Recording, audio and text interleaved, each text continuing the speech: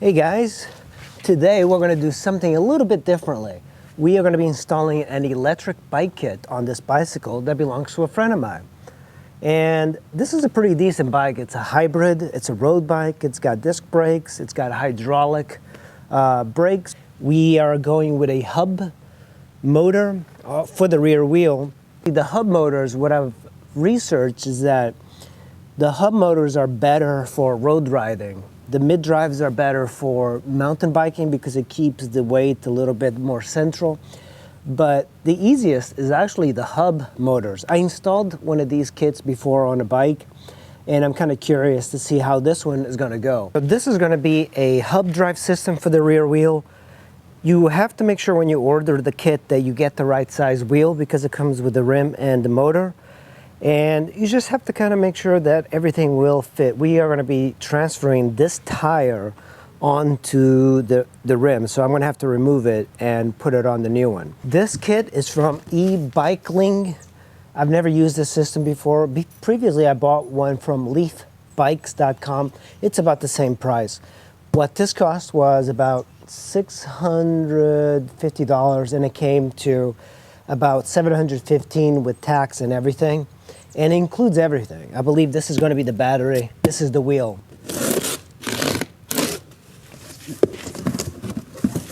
All packaged. Let's see what we got here. Gift. Oh, sweet. Some sort of bag. Here's some warranty stuff. You have a 1-year hub motor and battery, and a 3 months parts on Ebikeling warranty. That's better than what I expected. Oh, these are the brake levers. And here is the wheel. And you know, the reason I went with 500, it's the cheapest. The bigger the motor, the bigger this becomes. And you can see this one uses a freewheel. Wanted the cassette style. You have to make sure that you get the right one. So unfortunately, we're going to have to change the rear sprockets on this. And right here we have an additional box. So additional stuff. So this is a lot of stuff to go through. Zip ties, the cables, more cables. This is pretty well done. I like this a lot, these connectors. The previous bike that I installed did not have these sort of housing and connectors, and it was a lot harder because you have to do your own like wiring. This is a free wheel. So we're going to be replacing this. Ah, look at that. That's the Speedo. You could get different ones with Bluetooth and all of that, but this is the cheapest one. I think it looks nice. Oh, these are just grips. Thumb throttle for the bike. And I believe this is some sort of like thing that goes in the crank. This is the controller. So small. These controllers are getting smaller and smaller. The last one that I installed was practically the size of the entire battery. So that's box one.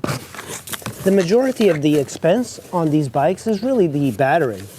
It was really only like $200, $300 for the controller and everything. The battery tends to be a lot more expensive.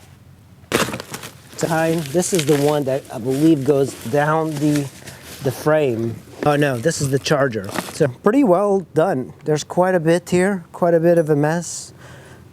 And I'm surprised it comes with the freewheel and everything. So we're going to start putting this together. First thing we're going to do is remove the rear wheel because we have to remove the tire and the cassette and everything. Actually, we don't have to remove the cassette. Just kind of back it up and slide your tire out.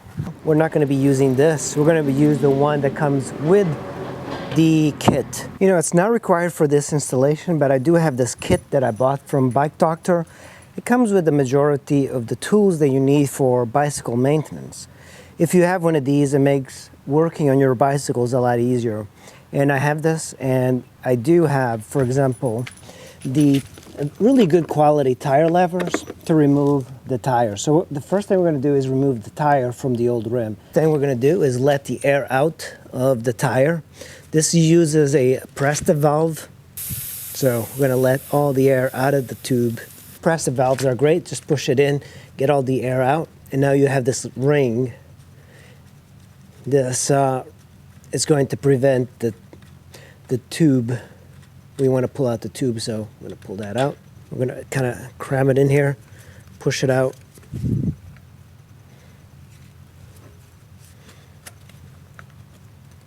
Unlike motorcycles, these tires are very easy to do.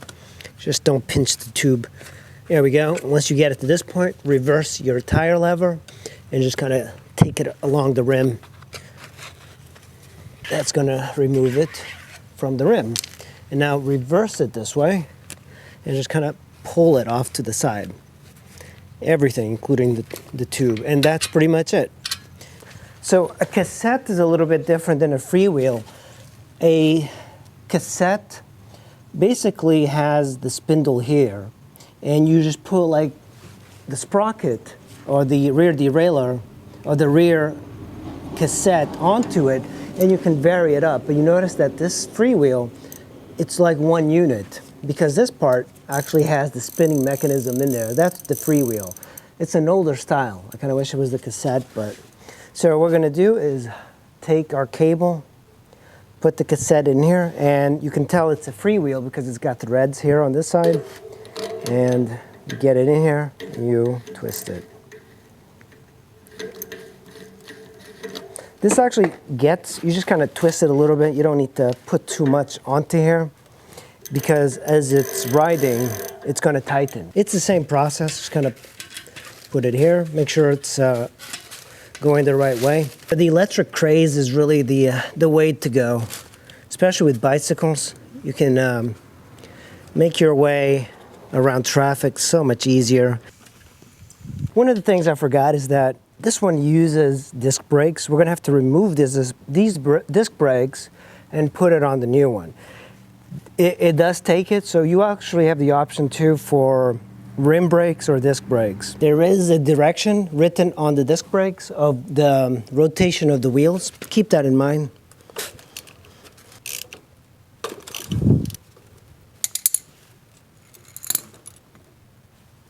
And we have the disc brake. Now we have this. Make sure that it rotates the right way.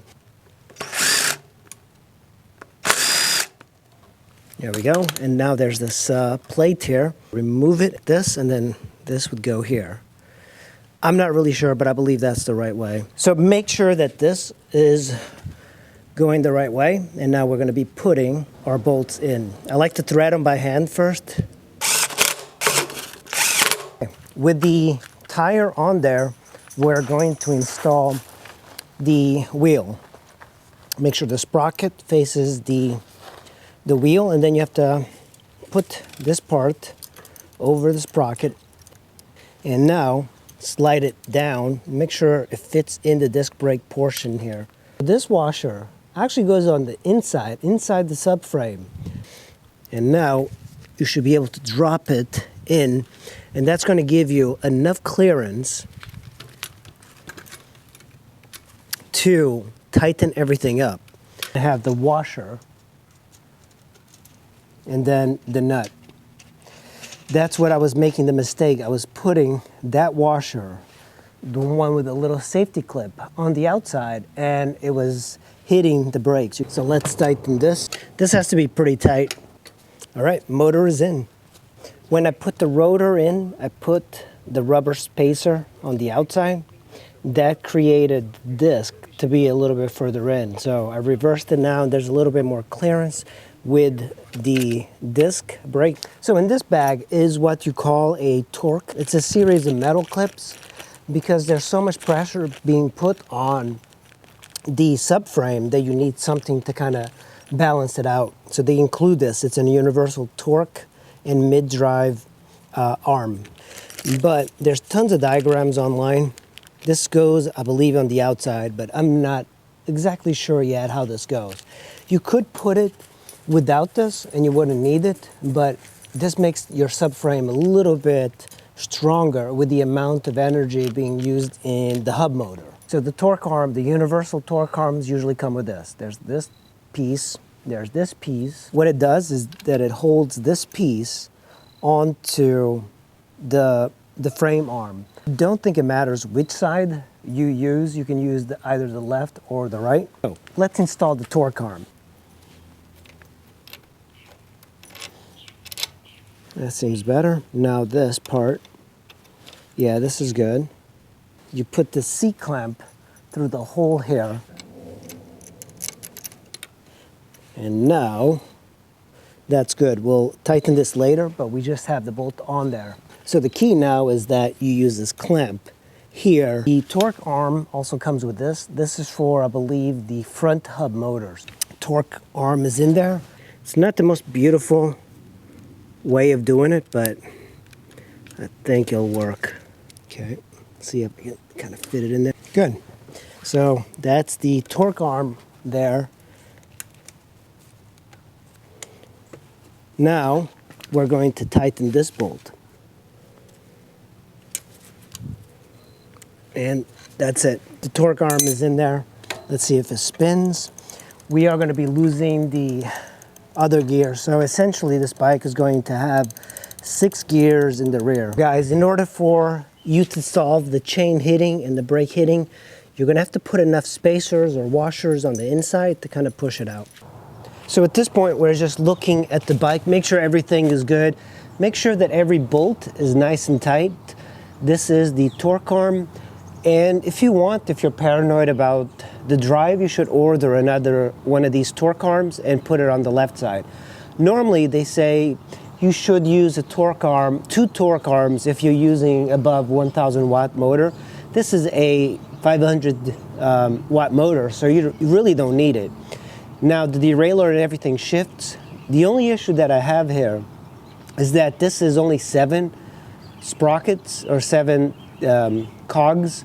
We need to make sure that our derailleur does not shift out of the top ring and the lower ring. So in order for that, we're going to have to adjust the limit screws on the derailleur using a Phillips head screwdriver.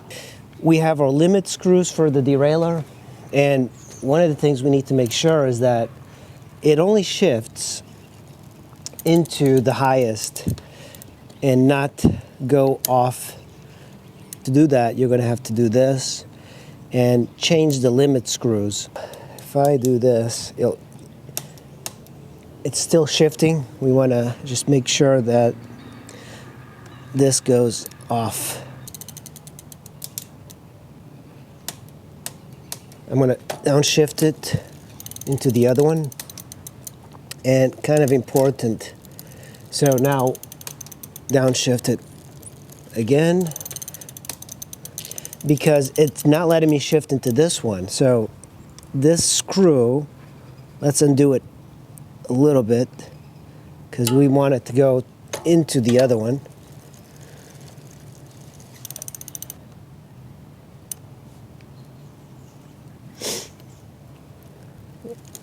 There we go.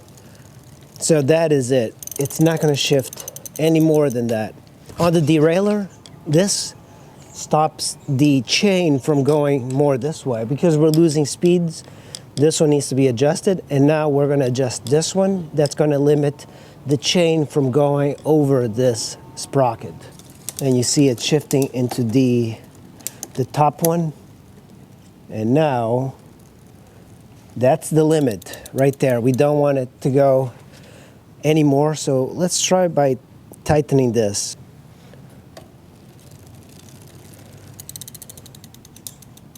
So I shifted. I want to see if it'll go. It's not going. So that's perfect. It's 1, 2, 3, 4. This 2, 3. Now let's shift it. Make sure it doesn't go over that one sprocket.